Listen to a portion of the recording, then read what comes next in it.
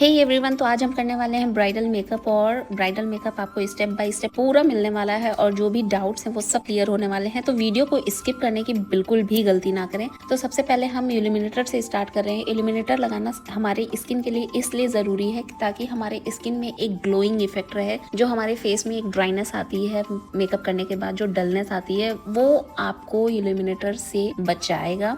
Illuminator आप किसी भी ब्रांड का लगा सकते हैं, बट थोड़ा अच्छा होना चाहिए। सिल्वर कलर का इल्यूमिनेटर आप कभी भी मत खरीदें क्योंकि वो किसी भी स्किन पे अच्छा काम नहीं करता है। रोज गोल्ड इल्यूमिनेटर मैं आपको सजेस्ट करूंगी जो हर स्किन पे चला जाता है। अब मैंने लगा दिया है प्राइमर है मेरा स्मैच बॉक्स का। भाई थोड़ा महंगा है लेकिन बहुत अच्छा है, काम बहुत ही अच्छा करता है। और जब भी प्राइमर लगाएं तो हमेशा ये ध्यान में जरूर रखें कि आप अपने फिंगर से प्राइमर लगाएं, क्योंकि प्राइमर का क्या यूज होता है? प्राइमर का यूज होता है पोर्स को फिल कर देना। और हमारे फिंगर्स में क्या होते हैं, बहुत सारे ओपन पोर्स होते हैं। मतलब आप देखेंगे तो आपके हाथों में बहुत सारी लाइंस होती हैं। तो प्राइमर उनके फेस के बदले आपके हाथ को ब्लर कर देगा। तो इसके लिए हमेशा मेरी सजेशन ये है कि आप प्राइमर अपने फिंगर से ही एप्लीकेशन करें और उसे अपने फिंगर से ही ब्लेंड करें। नेक्स्ट आ जाता है स्टेप हमारे करेक्शन का। करेक्शन बहुत ज्यादा जरूरी है। अगर आप ये स्टेप नहीं करते हैं तो इससे आपका जो एरिया डल है, ब्लैक है, वो एरिया आपको डल और ब्लैक लग सकता है। ऑरेंज कंसीलर बहुत अच्छा है। बहुत सारे लोगों की अपनी अपनी चॉइस होती है। पीच कंसीलर कई लोग यूज करते हैं, कई लोग डार्क कंसीलर यूज करते हैं,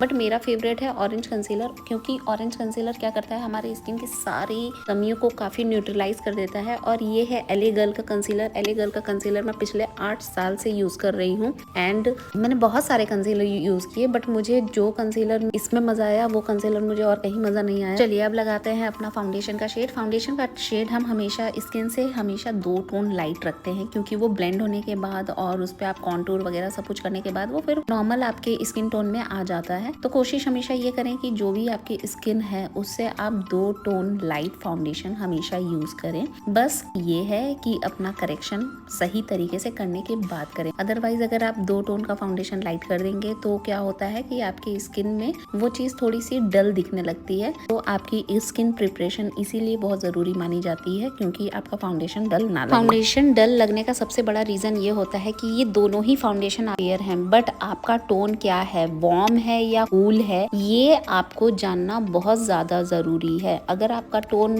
वार्म है, यानी कि अगर आपके फेस में पीलापन दिख रहा है, तो आप पिंक टोन का फाउंडेशन नहीं लगा सकते हैं। अगर आपने पिंक टोन का फाउंडेशन लगा दिया तो वो तुरंत आपको डल ब्लैक दिखने लगेंगी। इसी तरीके से अगर किसी का कूल टोन है, यानी कि थोड़ा सा पिंकिश उनका आपको फेस पीची या पिंक दिख रहा है, तो आप उस पे येलो कलर का फाउंडेशन नहीं लगा सकते। अगर ऐसा करेंगे तो आपकी ब्राइड क्या हो जाएगी, डल हो जाएगी। यही कॉन्सेप्ट होता है फाउंडेशन पिक का। तो आप देख सकते हैं कि मेरी जो ब्राइड है वो वार्म टोन आपको दिख रही होंगी, आपको वो उनके चेहरे पे एक पीलापन दिख रहा होगा, तो मैंने इसलिए पीला फाउंडेशन पिक किया है। ठीक है, तो इसी तरीके से आप लोग का फाउंडेशन का शेड पिक होना चाहिए। और इसको हम ब्लेंड करेंगे प्रॉपर अपने ब्यूटी ब्लेंडर से।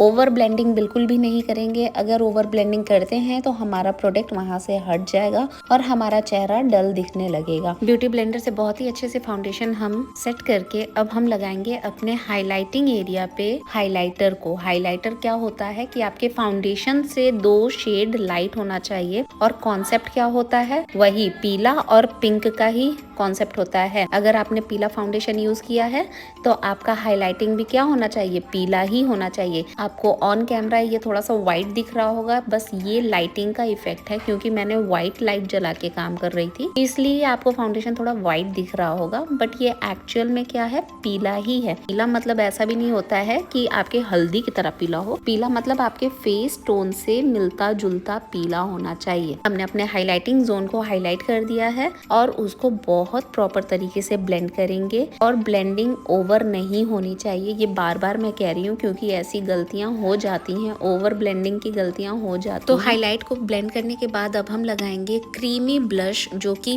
पीच कलर का है, बहुत पिंक नहीं है, ये हल्का पीच कलर का है। आप ऑन कैमरा जो भी देखिए उसका 1 टोन लाइट ही हमेशा मानिएगा, क्योंकि आप जब भी कैमरे में देखते हैं या वीडियोस में देखते हैं तो क्या होता है, वो बहुत लाइट के इफेक्ट में आता है। एंड वो अगर आप सेम चीज़ यूज़ करने लगोगे वो थोड़ा सा गॉडी हो जाएगा। तो हमेशा जो भी आप वीडियो, मैं अपनी ही नहीं, मैं किसी की भी वीडियो की बात कर रही हूँ, अगर आप किसी की भी वीडियो देखते हो तो हमेशा जो टोन एप्लीकेशन हो रहा है उससे एक टोन हमेशा लाइट मान के ही चलो। तो ये मैंने पीच कलर का इन्हें लगा दिया है। अब हम कर देंगे अंडर आई को सेट। सबसे पहले हम पूरे अंडर आई को सबसे पहले सेट करते हैं, क्योंकि अंडर आईज में क्रीजेस आने का डर रहता है। और फिर हम करते हैं अपने पूरे फेस को सेट। और ये जो कॉम्पैक्ट है ये मैंने टू फेस्ड का कॉम्पैक्ट यूज किया है। टू फेस्ड का 3 नंबर शेड है वो मैंने यूज किया है और पूरे फेस को बेक कर दिया है। बेकिंग और सेटिंग में बहुत डिफरेंस होता है, तो अभी मैं सेट कर रही हूँ। सेट क्या होता है, जब आप कॉम्पैक्ट को ऐसे लूज तरीके से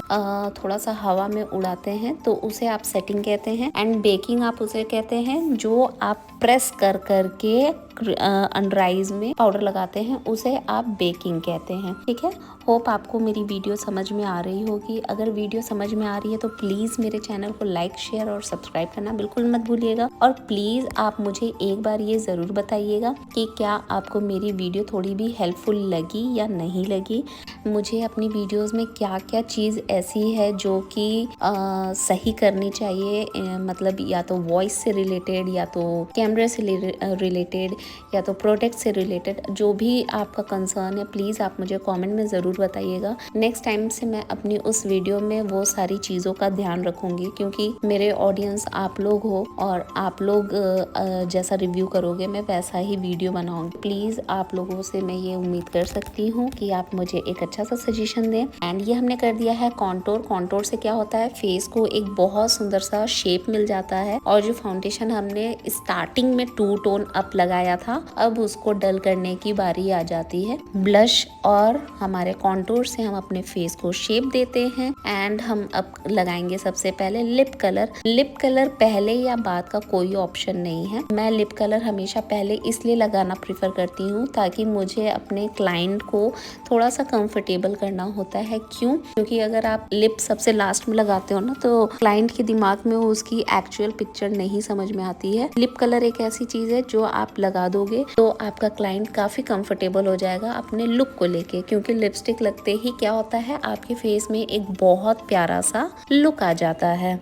तो मैंने हमेशा की तरह कॉन्टूर किया लिप्स को और उस पे मैं बहुत प्यारा सा रेडिश चेरी रेड कलर का कलर पहले क्रीम से दूंगी एंड देन उसको मैं सेट करेंगे सेट हम लिक्विड, इसलिए क्योंकि ब्राइड क्या होती है, नथ पहनती है और नथ से क्या होता है, लिपस्टिक काफी फैलती है। तो आपका लिपस्टिक हमेशा ट्रांसफर प्रूफ, किस प्रूफ होना ही होना चाहिए। और मैं ये इसलिए कह रही हूँ क्योंकि एक बार नथ से अगर लिप कलर फैल जाता है ना तो फिर वो मैनेज नहीं हो पाता है और फिर ब्राइड की पूरी फोटोज में यार नथ का ना प्रॉब्लम दिखता है। क्रीमी से लगाओ और लिक्विड से केवल आपको फिल करना है, क्रीम से आपको शेप देना है। आप मेरी बात समझ रहे हो? अगर आप लिक्विड लिपस्टिक से शेप देने लगोगे तो आपकी लिपस्टिक क्या हो जाएगी, सूख जाएगी और वो बहुत लेयर बाय लेयर बन जाएगी। इसलिए आपको लिक्विड लिपस्टिक सबसे लास्ट में लगाना होता है। तो चलिए अब बात करते हैं अपने आई मेकअप की। तो हमने कॉम्पैक्ट से सेट कर दिया है और पहला कलर हम हमेशा क्या लेंगे, स्किन टोन का ही लेंगे। उससे क्या होता है, आप अपने कॉम्पैक्ट को डस्ट ऑफ कर सकते हो। एंड सेकेंड शेड हम क्या करेंगे, ब्राउन कलर लिया है क्योंकि आजकल ना ये रेड वाला ट्रेंडेंसी चला गया है, तो आजकल सबका सिग्नेचर हो गया है ब्राउन कलर। तो आप देख सकते हैं मैंने आउटर में ब्राउन लगाया है और इनर में बहुत लाइट सा मैंने एप्लीकेशन किया है। आउटर पे ब्राउन कलर कर रही हूँ एंड इनर पे मैं हल्का सा ब्राउन कर रही हूँ एंड दैट्स इट, हो गया हमारा आई मेकअप। देखा आपने कितना इजी आई मेकअप है ये आई मेकअप तो अब मुझे लगता है आप लोग भी जो है 2 से 3 मिनट में बहुत आराम से कर लोगे। और इसी को हम सिग्नेचर कहते हैं, सिग्नेचर लुक, क्योंकि ये क्या होता है, ये लुक आपके हर किसी आउटफिट पे, हर किसी चीज पे चला जाता है। आपकी ब्राइड ने रेड लहंगा पहना है, आपकी ब्राइड ने पीला साड़ी पहना है या रेड साड़ी पहना है, वो सब पे चला जाएगा। बस आउटर को हमें थोड़ा सा और डेप्थ देना है। आउटर को हमने डेप्थ दे दिया है एंड अब हम लगा रहे हैं बहुत प्यारा सा गोल्डन शिमर, क्योंकि भाई ओवरऑल है तो ब्राइड, तो हमारी ब्राइड को तो भाई शिमर का जरूरत था तो उन्होंने शिमर लिया। बहुत सारी ब्राइट शिमर यूज़ नहीं करते हैं, तो आप इसी को थोड़ा सा और डेप्थ देके तो स्मोकी आई कर सकते हैं। तो हमारी ब्राइड ने शिमर ले लिया। अब हमें क्या करना है, सिंपल इनको लैशेस लगानी है, लैशेस को फिक्स कर देनी है। लैशेस ग्लू हमेशा लगाने पे मैं आपको एक बात बता दूं कि जब भी आप लैशेस लगाने जाते हो तो लैशेस ग्लू एप्लीकेशन किया तो आप उसे ड्राई होने दो कम से कम 3 से 4